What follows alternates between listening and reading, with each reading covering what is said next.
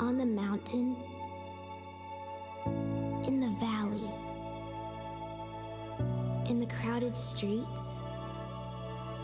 or the empty desert, in our hope and in our waiting, we are never alone. God is with us.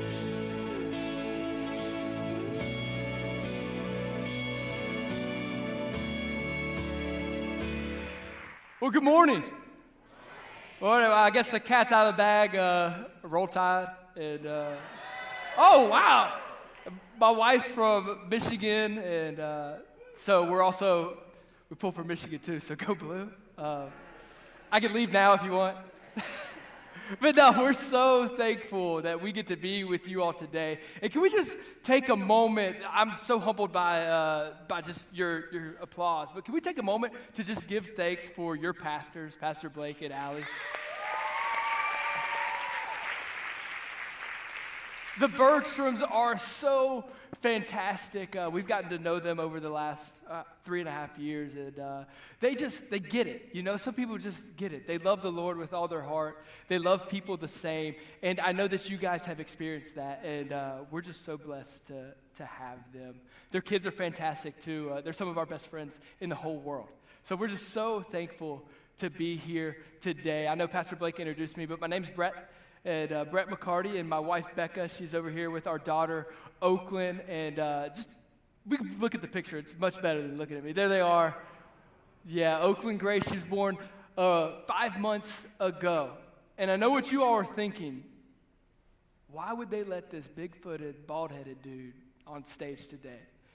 And the only thing that I could come up with is that they talked to Becca, they saw Oakland, and they're like, man, if Brett could convince her to marry him, and then make a tiny version of himself, then he's got to either be, one, anointed by God, or kind of decent at talking. So we'll see which one it is today. But no, we are so excited to be here, starting off the series in December titled God with Us. Titled God with Us. And if you're taking notes today, the title of my message is Hold On to Hope. So we're starting off Advent. And you know, Advent, the Latin root word, just means this. It means coming. You know, for the early Old Testament writer, Advent, they were hoping for something to come. The Old Testament prophets had this age-old prophecy about this king, this child that would be born, that would save them, that would free them from oppression. And so this whole season of Advent started in the Old Testament with this prophecy talking about how Christ, Jesus, would come as a child that would free them, that would create a new kingdom here on earth. And so the people in the Old Testament look forward to this coming king one day. That's what they put their hope in. Isaiah 7:14 spells it out like this. Therefore the Lord himself will give you a sign. The virgin will conceive and give birth to a son, and will call him Emmanuel. Now, Emmanuel simply means this. It means God with us. I know Pastor Blake mentioned it earlier, but this is God coming down, putting human flesh on to be with us so that we could have an opportunity to communicate with him, to talk to him, to spend time with him.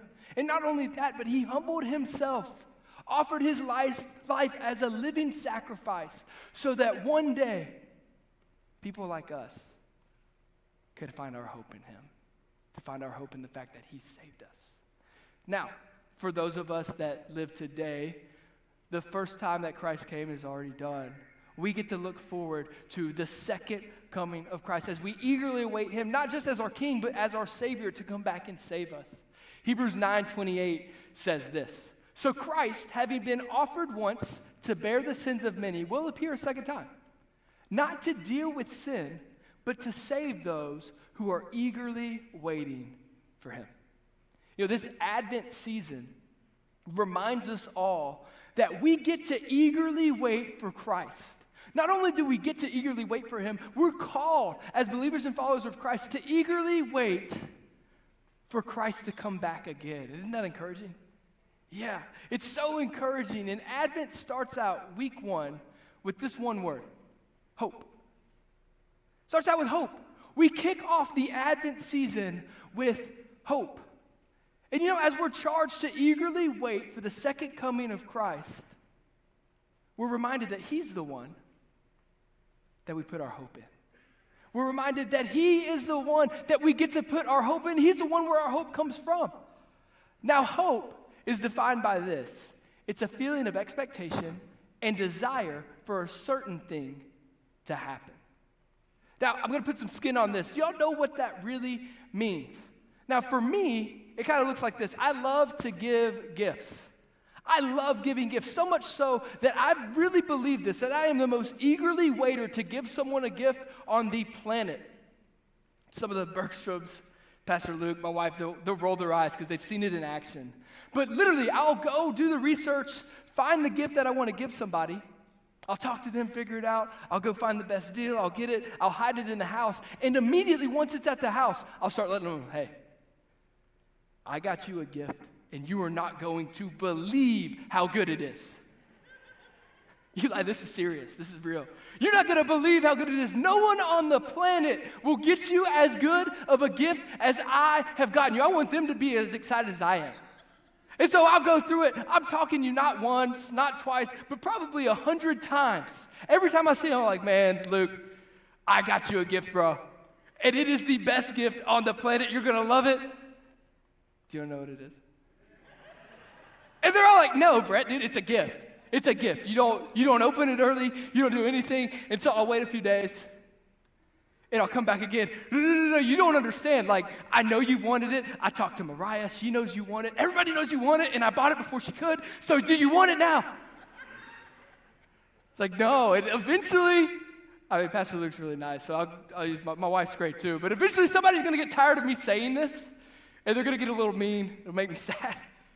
I'll wait a few more days. And then finally, I just ruin it. I just tell them, hey, look, this is what I got you. It's great. Do you want it? Here. But that's what it looks like in my mind. To eagerly wait for something, to hope for something so much that you're so excited about. It brings so much joy to you. And it sounds amazing to have so much hope and joy that you can't hold it in. But the truth is, I think for many of us, God created us with hope. He created us to have hope. It's something that we have to have, but many times we place our hope in something else. You see, it's human to hope. God created us as human beings to have this thing that we want to hope for. And I think many times we go through life searching about what to put our hope in. I think if we're honest, many times we limit our hope by placing it in earthly things, by placing it in temporary things, by placing it, the Bible talks about your treasure, placing it where maybe moth and rust destroy. For many of us, if we're honest, I think a lot of us will put our hope maybe into a spouse. We think that if they could just be what we expect them to be. Just look at me, don't look at them. We'll get through it. I'm not looking at my wife, I'm not looking. We think that if they could just be what we expect them to be, then we'll be happy, then we'll be fulfilled, then life will be perfect. We think that this human that we walked down the aisle with, that we held hands with at the altar, that they should be perfect while we deal with our stuff, while we deal with our imperfections, that they should be what we want. So come on. But it's true, right? And we end up with expectations that aren't going to happen. We end up frustrated. We end up with our hope lost. Maybe for you, it's not your spouse. Maybe for you, it's a job. Maybe for you, you put your hope or your worth in what you do, in a title, in a plaque on a wall. And you've spent all of your time, all of your focus, all of your energy into this title, into this name, into something that you weren't created to hope in. Maybe for you, you just want it so bad and you're left scratching and clawing for more and more, but it's never enough. Because the truth is, you're not defined by what you do, but who you were made to be. I think a lot of times we need the reminder that you're a child of the King, that you're created in the image of God, that the title someone gives you, that the job you have, it doesn't matter when it's compared to the calling that God has put on your life. God has called us to live with him, to be a light to the world. But so many times we take our hope and put it into something else. Maybe for you it's your status or who you know, the places you're invited to, the parties you get to go to, the feeling of honor or reverence when you walk into a room. But what happens when somebody brighter, shinier, newer comes in? What happens when you feel alone? What happens when you're by yourself again? What happens to your hope then? Maybe for some of you it's a relationship. I used to be a youth pastor, and my students would call this time of year from around Thanksgiving all the way through New Year's, maybe even into Valentine's Day. They would call it this. They would call it cuffing season. I was like, what does that mean? So finally they explained it to me. It's where you would handcuff yourself to somebody else to feel a little bit of value through the holidays. So you'd go find somebody to have a relationship with. You'd start dating them just for the holidays to get through it so that you could go to the parties, so that you could go to the dinners, so that you could hold hands with somebody under the lights and feel some value. So that somebody could buy you a gift. Maybe even a New Year's kiss. But it gets so tired, right? When you put your hope into so many other things. Last one, maybe for you it's money. If you could just have a little bit more. If you could just gain a little bit more. If you could just buy that next thing. If you could just have that car that you want. If you could just have that house. So you'll work the extra 20, 30, 40 hours. You'll push off the family for a while. Push off the friends. You'll forget to experience God's creation, his nature, his presence. And you're left just wanting more to impress people that maybe don't even care. To feel like you're good, to feel like you're worth it. So you buy the pool, you get the car, and you're still left wanting more. Kind of like the Christian money man himself, Dave Ramsey. He says, we buy things we don't need with money we don't have to impress people we don't even like. Because then we think we'll be happy. Then we think we'll be satisfied. Then we think everything that we hope in will be fulfilled. But it never fills the void of hope that we have. Kind of reminds me of this. We'll look at a picture. Y'all have seen the movie, right? Yeah. Clark Griswold, Christmas Vacation. He gets a knock on the door. The whole family's over. He's a little panicked. He's a little frantic. He opens the door. The guy can't say his name, but Clark doesn't care because he hands him an envelope from his job, right? And Clark's pumped. Slams the door in the dude's face. He walks back in. Whole family's in town. He's holding this envelope. And then he begins to tell the family that he thinks this is his bonus check, what he's put all of his hope in. And he tells the family, you know what, I wasn't going to tell you, but I'll tell you now that the check is here. I spent more money than we have in the bank. We're getting a pool. It's going to be in by the summer because of this check. And if it's big enough, I'm going to fly you all down. We're going to dedicate it. And then Cousin Eddie tells him, hey, Clark, I can't swim. And then he says, I know. And so then what does he do? He opens it up and there's 30 seconds of just silence as he's looking in shock. And his wife runs over, what? Is it more? Is it more than you expected? No answer. Is it less? What did it end up being? A year membership to the Jelly of the Month Club. Eddie reminds him it's the gift that keeps on giving, Clark. But how many of us have been there where we put our hope, just like Clark, into something that's going to ultimately fail, into something that's ultimately not going to fill the void that we have? You know, when I was younger, and if I'm honest, even today, I'll call my dad with something that I'm hopeful for, and if it's not in the right spot, he'll remind me of this verse. Proverbs 13:12, hope deferred makes the heart sick.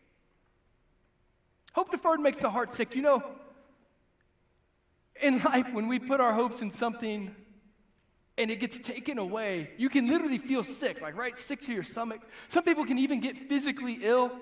Some will even suffer from anxiety or depression because they put their hope in the wrong thing. You know, as I was doing some research into the Advent season, I came across a quote from a hero of the faith for me. His name's Dietrich Bonhoeffer. And he says this: the celebration of Advent is possible only to those who are troubled in soul, who know themselves to be poor and imperfect, and who look forward to something greater to come. Now, this Advent season, when we start with hope, that doesn't sound very hopeful, right? Sounds kind of messed up.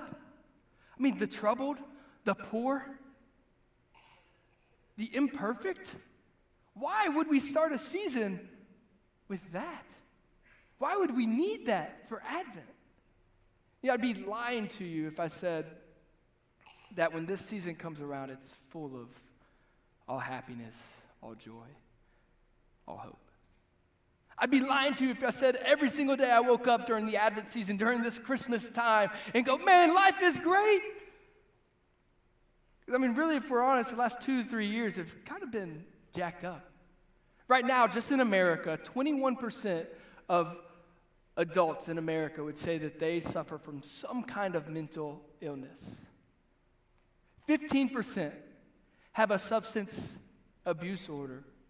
If you want to talk about teenagers, 60% of teens would admit to having some form of depression and never getting help for it. Back to adults, around a quarter of adults, 25% of adults would say that half of their days, almost half of the days in the month, are spent sick, whether that be physically ill, mentally ill. These are tough times for many, many people. And for you all, I'd love to say that you're probably not affected by that, but odds are you are. This is a state, Georgia, that's number 5 in the nation for substance abuse. 5 in the nation. It's top 2 in the nation for adults who think of taking their own life. I know I've talked with Pastor Luke about students and so many families here who have been affected by that nasty thing, suicide. So many people who have been affected by that and broken by that. John Eldredge, he's a Christian counselor and author. He says it this way, that the accumulation of event after event that we are assaulted by, strong words, erodes our confidence that we are part of something grand and good. He could have just said, erodes our confidence that we should have hope. And reduces us to a survival mindset. You see, life has this way of destroying our hope, especially when we allow ourselves to hope in something that won't last. Especially when we allow ourselves to get onto the rat race, to chase after things that don't matter, to put our hope into other things, to chase the carrots like we all talked about the last few weeks. Our hope can be destroyed when we do that. You see, you need hope for this life. But life has a way of shifting our perspective off of what really matters, and it limits us and kind of destroys us when we place it in things here on earth. We turn into these creatures that we weren't created to be, that say things like, I just want to get through the holidays. I'm just trying to get by until the weekend. I can't do this anymore. I don't want to be here.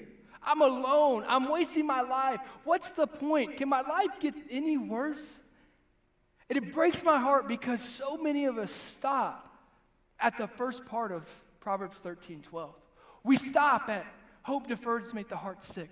We stop at this deferred hope, at this heart sickness, at this brokenness, but we don't look to the next part. We don't look to the longing fulfilled is a tree of life.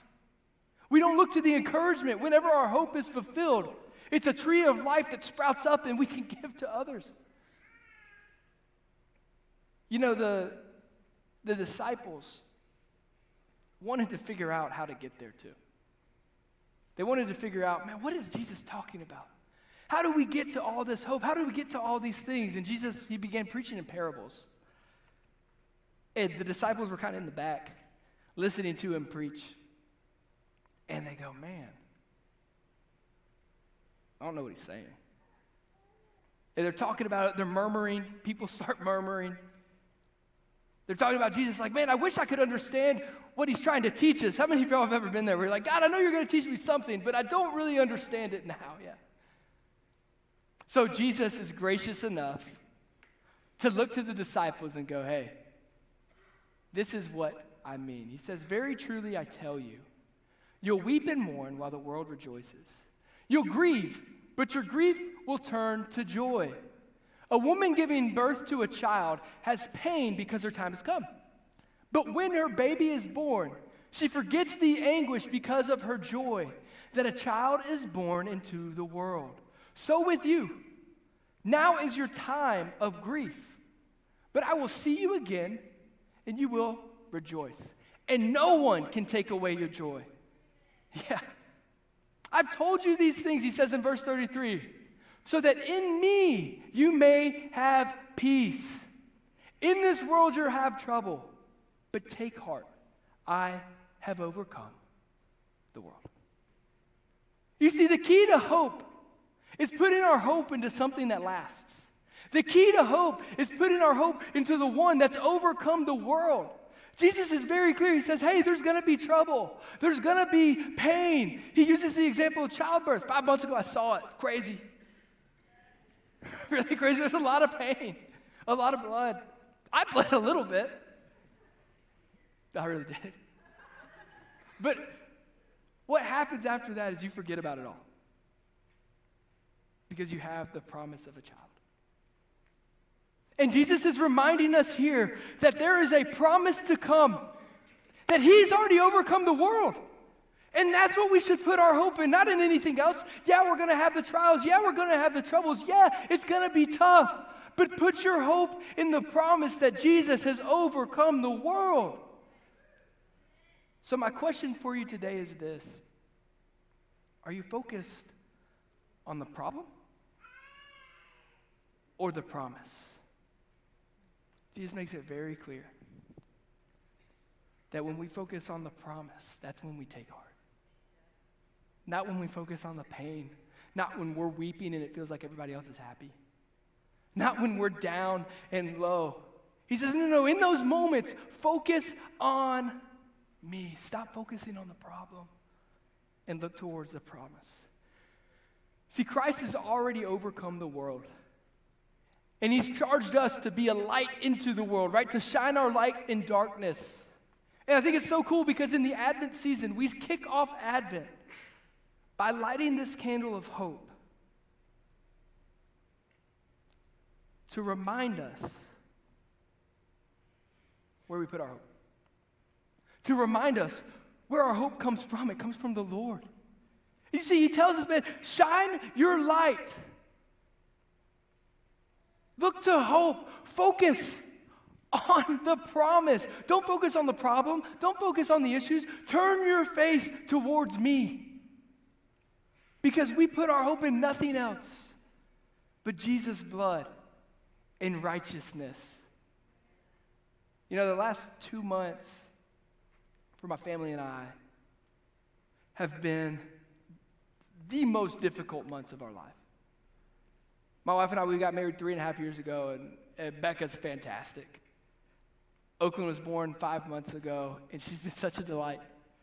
But in this season, we've gone through some pretty tough stuff. And for me, it happened to start around a year ago. I've been coaching baseball in Florida for the last 2.5 years. And the team that I've coached, we made it to states last year. It was awesome. Had a really good time. I had a ton of success. But throughout my time there, I've kind of uncovered a lot of lies, a lot of deceit, a lot of nasty things that have happened. A lot of just dirty, undermining things. And I would address them. I'd have conversations. Becca and I would pray about it. We'd go to God. God, why is this happening? God, why are we in this situation? God, what are you doing? We know that you're good. We know you've called us to be a light. We know that we need to shine it in this darkness. But God, this is getting gross. We just don't know if we can be a part of it. And I found myself a couple weeks ago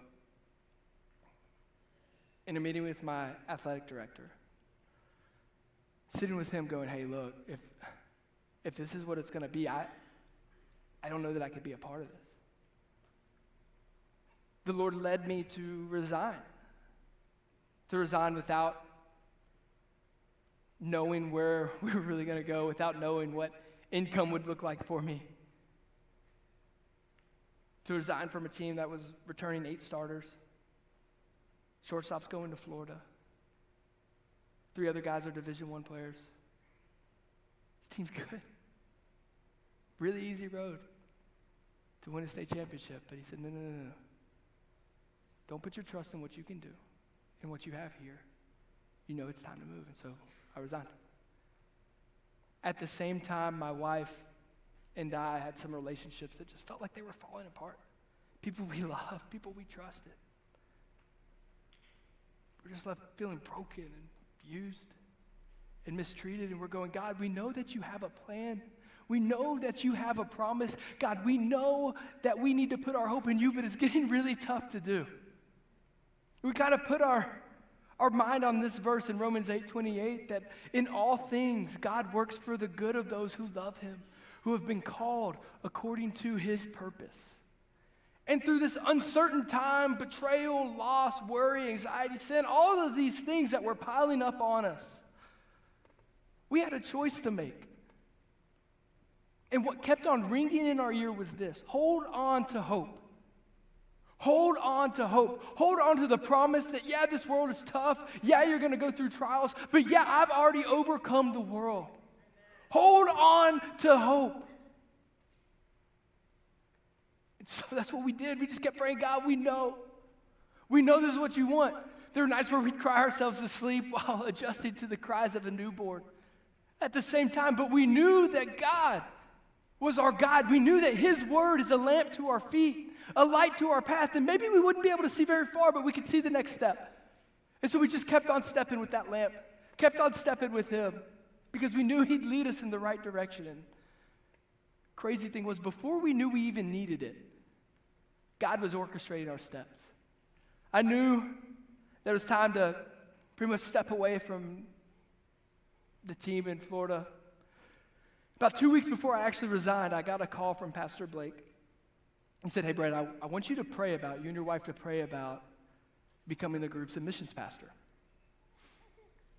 Now, I have some experience there, but it wasn't in the deck of cards that I dealt myself. I was really wanting to hold on to this team, right? But I said, you know what? We'll pray. There's a check in my spirit that I hadn't had before when people would ask about that. And so Becca and I, we began to pray. And God began to orchestrate things. While we're feeling hopeless, while we're feeling like everything is crashing in on us, God just kept on reminding us, hey, hold on. Hold on. And he gave us a song. It's a Pat Barrett song. And it just says this: hold on, love. Things are going to get better. Things are going to get better. I know it's hard. Hold on, love. Things are going to get better. Things are going to get better. I know they are. And we just held on. If I can encourage you with anything this morning, it's to hold on to hope, to hold on to this promise in this season, that we start with hope, that we start with Christ coming, with Christ dying, with Christ freeing us. And one day he's going to come back for us. Hold on to that. You know what's crazy? Is in this time, while you all are working to hold on to hope, while you all have your own grief, your own weeping, your own things going on in your life where you're going, God, I'm trying to hold on. You all became a gift of hope to my wife and I. One church, you became a gift of hope to my family, to my daughter. We didn't know what God was going to do, but you guys, while you're holding on to hope, were a gift of hope to us. And what God has taught me and is continuing to teach me is this, is that hope isn't just ours to hold, but it's ours to give. That while we're holding on, going, God, I know you have a promise. God, I know you're faithful. God, it looks dark, but I know that you have a light and you've called us to be a light. While we're doing that, we can also give hope to others. At one church, God sent you as our hope. And even while you're holding on to your own, you were able to gift us hope. Pastor Blake says it a lot.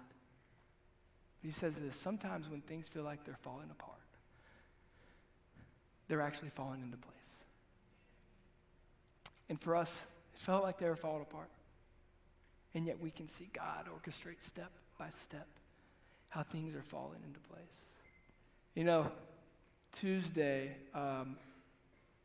we got a call from a dear family member of ours in Alabama that they had just been diagnosed with cancer.